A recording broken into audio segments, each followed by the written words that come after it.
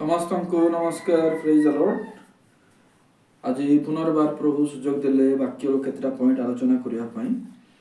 ବିଶେଷ କରି ସୁସମାଚାରରେ ଆମମାନଙ୍କୁ ତାହା ସାହାଯ୍ୟରେ ଆସିବ ବାଇବେଲର ପ୍ରତ୍ୟେକଟି ବିଷୟ ଜାଣିବା ଦ୍ୱାରା। ତ ଆଜି ଆମମାନେ ଆଲୋଚନା କରିବା ଯୀଶୁ କେତେ ଥର ମୁଁ ବୋଲି କହିଛନ୍ତି, ଆଉ ମୁଁ କହିବା ଦ୍ୱାରା ସେ କ'ଣ ନିଜକୁ ପ୍ରକାଶ କରିବାକୁ ଚାହୁଁଛନ୍ତି। ତେଣୁ ବାଇବେଲରେ କେତେଟା ଯୀଶୁ ନିଜେ ମୁଁ ବୋଲି କହିଛନ୍ତି, ମୁଁ ଶବ୍ଦ ନେଇକି ଆମେ ଆଲୋଚନା କରିବା। ତା ପୂର୍ବରୁ ପ୍ରାର୍ଥନା କରିବା। ଧନ୍ୟବାଦ ପ୍ରଭୁ, ସୁନ୍ଦର ସମୟ ଦେଲ। ଏହି ସମୟରେ ପ୍ରଭୁ ଆମେ ଯେଉଁ ବିଷୟ ଶିଖିବୁ ତାହା ବୁଝିବା ପାଇଁ ସାହାଯ୍ୟ କର। ପ୍ରାର୍ଥନା ଯୀଶୁଙ୍କ ନାମରେ ମାଗିଲୁ, ଆମେନ୍। ଆମେ ଦେଖିବା ଯେ ପରମେଶ୍ୱର ଅର୍ଥାତ୍ ଯୀଶୁ ଖ୍ରୀଷ୍ଟ ବାଇବେଲରେ ଅନେକ ଜାଗାରେ ମୁଁ ବୋଲି ପ୍ରକାଶ କରନ୍ତି। ଆଉ ବିଶେଷ କରି ଆମେ ସେଇ ମୁଁ ଶବ୍ଦ ଆମେ ଜହନ ପୁସ୍ତକରେ ଆମେ ପାଇବା। ଆଉ ଯୀଶୁ ଖ୍ରୀଷ୍ଟ ମୁଁ ବୋଲିକି 7 ଥର ପ୍ରକାଶ କରନ୍ତି। ଆଉ ତାହା କେଉଁଠାରେ ଅଛି ସେ ବିଷୟ ଜଷ୍ଟ ଆମେ ଆଲୋଚନା କରିବା। ସୁସମାଚାର ଜହନ 15 ପର୍ବ 1-5 ଆପଣମାନେ ପଢ଼ିବେ। ମୁଁ 1 ପଦ ଗୋଟେ ଆଉ 5 ପଦ ପଢ଼ି ଦେଉଛି। ମୁଁ ପ୍ରକୃତ ଦ୍ରାକ୍ଷାଲତା, ପୁଣି ମୋହର ପିତା କୃଷକ। ମୁଁ ପ୍ରକୃତରେ ଦ୍ରାକ୍ଷାଲତା, ମୋହର ପିତା କୃଷକ। 5 ପଦ, ମୁଁ ଦ୍ରାକ୍ଷାଲତା, ତୁମେମାନେ ଶାଖା। ଯେ ମୋ ଠାରେ ରହେ, ମୁଁ ଯାହାଠାରେ ରହେ ସେ ପ୍ରଚୁର ଫଳ ଫଳିବ। ଏଠାରେ ଯୀଶୁଖ୍ରୀଷ୍ଟ ନିଜକୁ ଦ୍ରାକ୍ଷାଲତା ଭାବରେ ପ୍ରକାଶ କରନ୍ତି।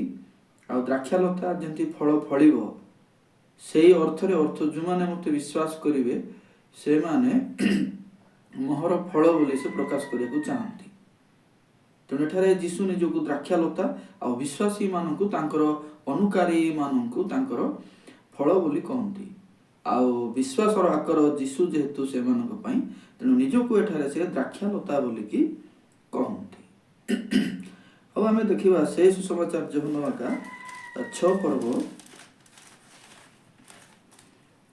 35-48। ଯଦି ଆମେ ଦେଖିବା 6 ପର୍ବ 35-48,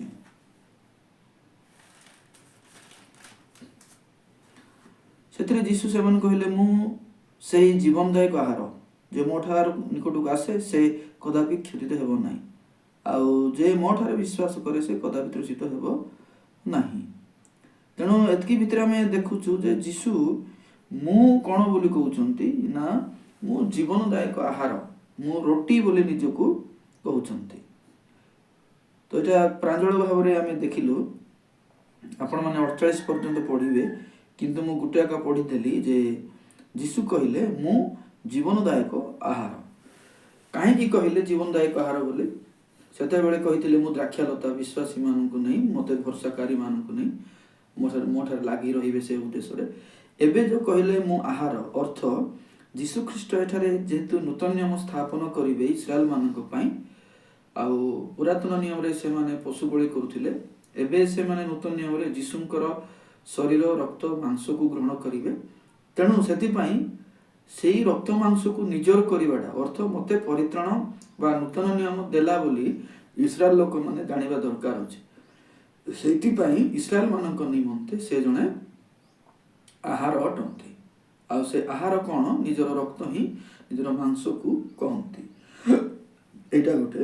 ଆଉ 3 ନମ୍ବର ମୁଁ କ'ଣ ତାଙ୍କର, ସେ ସୁସମାଚାର ଜହନ 14 ପର୍ବକୁ ଦେଖିବା ଆମେ। 14-6 ଦେଖନ୍ତୁ। ଯୀଶୁ ତାଙ୍କୁ କହିଲେ, ମୁଁ ପଥ, ସତ୍ୟ ଓ ଜୀବନ, ମୋ ଦେଇ ନ ଗଲେ କେହି ପିତାଙ୍କ ନିକଟକୁ ଯାଏ ନାହିଁ। ଏଠାରେ ଯୀଶୁ ନିଜକୁ ଭିନ୍ନ ଭାବରେ ମୁଁ କହିଲେ। କ'ଣ? ମୁଁ ପଥ ବୋଲି କହିଲେ, ଆଉ ସତ୍ୟ ଆଉ ଜୀବନ ବୋଲି କହିଲେ, ମୋ ଦେଇ ନ ଗଲେ କେହି ପିତାଙ୍କ ନିକଟକୁ ଯାଇପାରିବ ନାହିଁ ବୋଲି କହୁଛନ୍ତି। ତ ଏହାର ଅର୍ଥ କ'ଣ? ଏଇ ଇସ୍ରାଏଲ ଲୋକମାନେ, ଆପଣମାନେ ଯଦି ପଢ଼ିବେ ସେ ସୁସମାଚାର ଜହନ 9 ପର୍ବରେ, ଜଣେ ଜନ୍ମାନ୍ଧ ଅଛି, ଲୋକମାନେ ତାଙ୍କୁ ସମାଜରୁ ବାହାର କରୁଛନ୍ତି ଯିହୁଦୀମାନେ। ଆଉ ସେମାନେ କହୁଛନ୍ତି ଆମମାନେ ମଶାଙ୍କର ଶିଷ୍ୟ, ଆମେ ଯୀଶୁଙ୍କର ଶିଷ୍ୟ ହେଇପାରିବୁ ନାହିଁ। କିନ୍ତୁ ସେ ସୁସମାଚାର ଜହନ 1:17 ଲେଖା ଅଛି, ମଶାଙ୍କ ଠାରୁ ବ୍ୟବସ୍ଥା ଆଉ ଯୀଶୁଙ୍କ ଦ୍ୱାରା ଅନୁଗ୍ରହ ଆସିବ। ଆଉ ଜହନ 3:16 ହିଁ ଅଛି ଯେ ଯୀଶୁଙ୍କୁ ପିତା ହିଁ ପଠେଇଛନ୍ତି। କିନ୍ତୁ ଏଇ ଇସ୍ରାଏଲ ଲୋକମାନେ ଯେଉଁମାନେ ବ୍ୟବସ୍ଥା ଜାଣିଛନ୍ତି ଏମାନେ ଗ୍ରହଣ କରିପାରୁନାହାନ୍ତି ଯେ ଯୀଶୁ ପିତାଙ୍କଠାରେ ଆସିଛନ୍ତି। ତେଣୁ ପିତା ଅଲଗା ବୋଲି ଭାବୁଛନ୍ତି। ଯୀଶୁ ଆସିଲା ପରେ ମଧ୍ୟ ସେମାନେ ପିତାଙ୍କୁ ମାନନ୍ତି, ବ୍ୟବସ୍ଥା ମାନନ୍ତି, ସବୁ କରନ୍ତି, କିନ୍ତୁ ଯୀଶୁଙ୍କୁ ଗ୍ରହଣ କରିପାରୁନାହାନ୍ତି। କିନ୍ତୁ ବାଇବେଲରେ ଯୀଶୁ ଆସିଲା ପରେ ପିତାଙ୍କର ନିୟମ ବଦଳିଛି କ'ଣ, ଯେ ଯୀଶୁଙ୍କୁ ଗ୍ରହଣ କରିବ ଆଉ ଯୀଶୁଙ୍କୁ ଦ୍ୱାରା ହିଁ ମୋ ନିକଟକୁ ଆସିଲେ ମୁଁ ତାକୁ ଗ୍ରହଣ କରିବି। ତେଣୁ ଯେହେତୁ ଲୋକମାନେ ବିନଷ୍ଟ ହେଉଛନ୍ତି, ଯୀଶୁ ଗ୍ରହଣ କରୁନାହାନ୍ତି ପିତା ପିତା କହିକି, ତ ସେଇ ସମୟରେ ଯୀଶୁ ବାଧ୍ୟ ହେଇକି କହିଲେ ମୁଁ ହେଉଛି ପଥ, ସତ୍ୟ ଓ ଜୀବନ। ଆପଣମାନେ ସିଧା ପିତାଙ୍କୁ ଡାକୁଛନ୍ତି, ପିତାଙ୍କ ନିକଟକୁ ଯିବୁ ବୋଲି ଭାବୁଛନ୍ତି, ସେମିତି ହେବ ନାହିଁ। ମୁଁ ହେଉଛି ପଥ, ସତ୍ୟ ଓ ଜୀବନ। କୁଆଡ଼େ ଯିବା ପାଇଁ ନା ପିତାଙ୍କୁ ଭେଟିବା ପାଇଁ। ତେଣୁ ମୋତେ ଗ୍ରହଣ ନ କଲେ ହେବ ନାହିଁ। ତେଣୁ ଏଇ ଜାଗାରେ ମଧ୍ୟ ଯୀଶୁ ନିଜକୁ ରାସ୍ତା ଭାବରେ ମୁଁ ବୋଲି ବ୍ୟବହାର କରନ୍ତି। ଆଉ 4 ନମ୍ବର ଦେଖିବା ଆମେ ସେ ସୁସମାଚାର ଯୋଉନ 8 ଆଜ୍ଞା 12 ପଦ ଗୋଟେ ଦେଖିବା। ଯୀଶୁ ପୁନର୍ବାର ଲୋକମାନଙ୍କୁ ଶିକ୍ଷା ଦେଇ କହିଲେ ମୁଁ ଜଗତର ଜ୍ୟୋତି। ଯେ ମୋର ଅନୁଗମନ କରେ ସେ କେବେ ହେଁ ଅନ୍ଧକାର ଭ୍ରମଣ କରିବ ନାହିଁ, ବରଂ ଆଲୋକର ଜୀବନର ଜ୍ୟୋତି ପାଇବ। 9 ପର୍ବର 5 ପଦ ମଧ୍ୟ ଦେଖିବା ଆମେ। ମୁଁ ଯେ ପର୍ଯ୍ୟନ୍ତ ଜଗତରେ ଅଛି ସେ ପର୍ଯ୍ୟନ୍ତ ମୁଁ ଜଗତର ଜ୍ୟୋତି। ଏଠାରେ ଯୀଶୁ କହିଛନ୍ତି କି ମୁଁ ଜଗତର ଜ୍ୟୋତି। ଏଟା ଜ୍ୟୋତି ଭାବରେ ସେ ପ୍ରକାଶ କରନ୍ତି। ଅର୍ଥ ବାଇବେଲରେ ଯୀଶୁଙ୍କର ଜନ୍ମର ଅନେକ ବର୍ଷ, ଶହ ଶହ ବର୍ଷ ପୂର୍ବରୁ ଭାବବାଣୀ ଯେଉଁଟା ହେଇକି ଅଛି ଯେ ଯୀଶୁ ଆସିଲେ ଇସ୍ରାଏଲ ଲୋକମାନଙ୍କୁ ଉଦ୍ଧାର କରିବେ, ଅନନ୍ତ କାଳ ରାଜ୍ୟ ସ୍ଥାପନ କରିବେ, ବିଜାତିମାନଙ୍କୁ ମଧ୍ୟ ସୁସମାଚାର ଦେବେ। এই ସମସ୍ତ କଥା ଯୀଶୁଙ୍କ ଦ୍ୱାରା ହେବାର ଅଛି, ଏପରି ଭାବବାଣୀ ଅଛି। ତେଣୁ ଯେତେବେଳେ ଯୀଶୁ ଆସିଲେ ସେ ସାକ୍ଷ୍ୟ ଦେଉଛନ୍ତି ଯେ ମୁଁ ହେଉଛି ଜଗତର କ'ଣ ଜ୍ୟୋତି।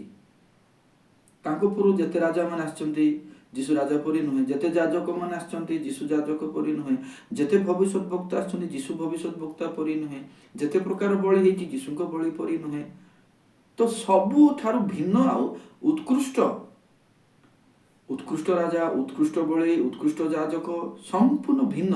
ସେଥିପାଇଁ କହିଲେ କି ମୁଁ ଜଗତର ଜ୍ୟୋତି। ତେଣୁ ମୁଁ ଜଗତରେ ଅଛି ମାନେ ଜ୍ୟୋତି ଅଛି। ତେଣୁ ଏଠାରେ ଯୀଶୁ ନିଜକୁ ଜ୍ୟୋତି ବୋଲି କହିବାକୁ ଚାହାନ୍ତି।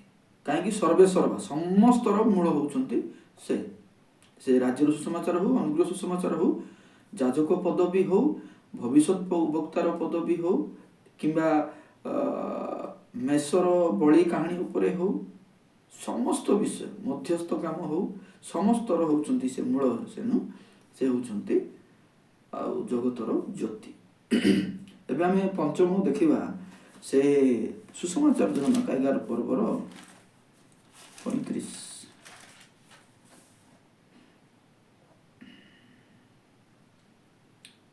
ନାହିଁ ଟିକେ 25। ଯୀଶୁ ତାଙ୍କୁ କହିଲେ ମୁଁ ପୁନରୁତ୍ଥାନ ଓ ଜୀବନ। ଯେ ମୋ ଠାରେ ବିଶ୍ୱାସ କରେ ସେ ଯଦ୍ୟପି ମରେ ତଥାପି ସେ ବଞ୍ଚିବ। ଏଠାରେ ଯୀଶୁ ନିଜକୁ ପୁନରୁତ୍ଥାନ ଓ ଜୀବନ ବୋଲିକି ବର୍ଣ୍ଣନା କରନ୍ତି। କାହିଁକି ଆପଣ ଏହାର ଗୋଟେ ନିଗୁଡ଼ ରହସ୍ୟ ପାଇବେ ବାଇବେଲରେ। ଯୀଶୁ କାହିଁକି କହିଲେ କି ମୁଁ ପୁନରୁତ୍ଥାନ ଆଉ ମୁଁ ଜୀବନ ବୋଲି। ବାଇବେଲ ପ୍ରକାଶ କରେ କ'ଣ, ଭବିଷ୍ୟତରେ ଅନେକ ଲୋକମାନେ ପୁନରୁତ୍ଥିତ ହେବେ, ଆଉ ଥରେ ଉଠିବେ। କିନ୍ତୁ ଆପଣମାନେ ଜାଣିବା ଆବଶ୍ୟକ ଅଛି ଏଇଟା ଯୀଶୁଙ୍କ ଠାରୁ ଆରମ୍ଭ ହେବ। ତେଣୁ ବାଇବେଲରେ ପ୍ରଥମ ପୁନରୁତ୍ଥିତ ବ୍ୟକ୍ତି ହେଉଛନ୍ତି ଯୀଶୁ, ତାପରେ ତାଙ୍କର ଆଶ୍ରିତ ମାନେ ବୋଲି ଲେଖାଯାଏ। ତେଣୁ ଯୀଶୁଙ୍କ ଦ୍ୱାରା ପୁନରୁତ୍ଥାନର ବିଷୟ ଆସିଛି, ଯୀଶୁଙ୍କ ଦ୍ୱାରା ଜୀବନ ପାଇବାର ବିଷୟ ଜଗତକୁ ଆସିଛି। ତେଣୁ ଯୀଶୁ ଯଦି ନାହାନ୍ତି ସେଠି ପୁନରୁତ୍ଥାନ ନାହିଁ, ସେଠି ଜୀବନ ନାହିଁ, ସମସ୍ତେ ନରକ, ସମସ୍ତେ ବିପଥଗାମୀ। ତେଣୁ ଏଠାରେ ପୁନରୁତ୍ଥାନ କହିବାର ଅର୍ଥ କ'ଣ, ଆଉ ଥରେ ଶରୀର ଧରିକି, ଅଲୌକିକ ଶରୀର ଧରିକି ଯେଉଁ ସମସ୍ତେ ଉଠିବେ ତାର ପ୍ରଥମ ବ୍ୟକ୍ତି ହେଉଛି ମୁଁ। ତେଣୁ ମୁଁ ହେଉଛି ପୁନରୁତ୍ଥାନ। ତେଣୁ ମୋତେ ଯିଏ ବିଶ୍ୱାସ କରିବ ସେ ମଲେ ମଧ୍ୟ ଉଠିବ ଆଉ ଅନନ୍ତ ଜୀବନର ଅଧିକାରୀ ହେବ, ଯୀଶୁ କହିବାକୁ ଚାହୁଁଛନ୍ତି। ଏବେ ଆମେ ଦେଖିବା ଯୀଶୁ ଆଉ ଜାଗା କହନ୍ତି କି ମୁଁ ଦ୍ୱାର ବୋଲି। ସେ ପ୍ରଥମ ସେ ସୁସମାଚାର ଯୋହନ 10:7 ତେଣୁ ଯୀଶୁ ପୁନର୍ବାର କହିଲେ, ସତ୍ୟ ସତ୍ୟ ମୁଁ ତୁମମାନଙ୍କୁ କହୁଅଛି, ମୁଁ ମେଷ ଗୁଡ଼ିକର ଦ୍ୱାର। ମୁଁ ହେଉଛି ମେଷ ଗୁଡ଼ିକର ଦ୍ୱାର। ଏଠାରେ ଯୀଶୁ କହୁଛନ୍ତି ମୁଁ ହେଉଛି ଦ୍ୱାର। ଦେଖନ୍ତୁ, ଆପଣମାନେ ଯେତେବେଳେ ଦାନିଏଲ ପୁସ୍ତକ ପଢ଼ିବେ, ସ୍ୱର୍ଗ ଯିବା ପାଇଁ ଗୋଟେ ଦ୍ୱାର ଅଛି। ଏମିତି ମନ ଇଚ୍ଛା ଯାଇ ହେବ ନାହିଁ, ନିର୍ଦ୍ଦିଷ୍ଟ ଗୋଟେ ଦ୍ୱାର ଅଛି। ତ ସେମିତି ଯୀଶୁ ଯେତେବେଳେ ଆସିଲେ, ପରିତ୍ରାଣ ମନୁଷ୍ୟ ପାଇବାର ଅଛି, ଉଦ୍ଧାର ହେବାର ଅଛି, ଆଉ ସ୍ୱର୍ଗ ଯିବାର ଅଛି, ଆଉ ନୂତନ ପୃଥିବୀରେ ରହିବାର ଅଛି। କିନ୍ତୁ ଦ୍ୱାର କିଏ? ସେଟା ହେଉଛନ୍ତି ଯୀଶୁ। ଦ୍ୱାରର ଅର୍ଥ କ'ଣ? ଏଣ୍ଟ୍ରାନ୍ସ, ପ୍ରବେଶର ମୁଖ୍ୟ ରାସ୍ତା। ଆମେ ଭିତରକୁ ଯାଇ ସମସ୍ତ ବିଷୟର ଉପଭୋଗ କରିବାକୁ ହେଲେ ଦ୍ୱାର ଦେଇ ପ୍ରବେଶ କରିବାକୁ ପଡ଼ିବ। ଠିକ୍ ସେମିତି ଯୀଶୁ କହିଲେ ଯେ ମୁଁ ହେଉଛି ମେଷ ଗୁଡ଼ିକର ଦ୍ୱାର। ମେଷ ମାନେ ମୋର ସ୍ୱର ମୋ ଦେଇ ଯିବାର ଅଛି। ତେଣୁ ପିତାଙ୍କର ସମୟ ଅଲଗା, ମୁଁ ଏବେ ଆସିଛି। ମୋର ସ୍ୱର ଶୁଣିକି ମେଷମାନେ ମୋ ଦ୍ୱାରା ପିତାଙ୍କୁ ଯିବାରୁ, ମାନେ ପିତାଙ୍କୁ ଗ୍ରହଣ କରିବାର ଅଛି, ପିତାଙ୍କୁ ଜାଣିବାର ଅଛି ଥ୍ରୁ ମି, ମୋ ଦ୍ୱାରା। କାହିଁକି? ମୁଁ ହେଉଛି ଏବେ ମେଷମାନଙ୍କ ପାଇଁ ଦ୍ୱାର, ଅର୍ଥ ମୁଖ୍ୟ କବାଟ ଭାବରେ ସେ ନିଜକୁ ବ୍ୟବହାର କରନ୍ତି। ଆଉ ଗୋଟେ ଆମେ ଶେଷ ପଦ ଦେଖିବା, ଯେହେତୁ 7ଟା ମୁଁ ଅଛି ବାଇବେଲରେ, ସେ ସୁସମାଚାର ଯୌନ 10:11 ଏବଂ 14 ଆମେ ଦେଖିବା।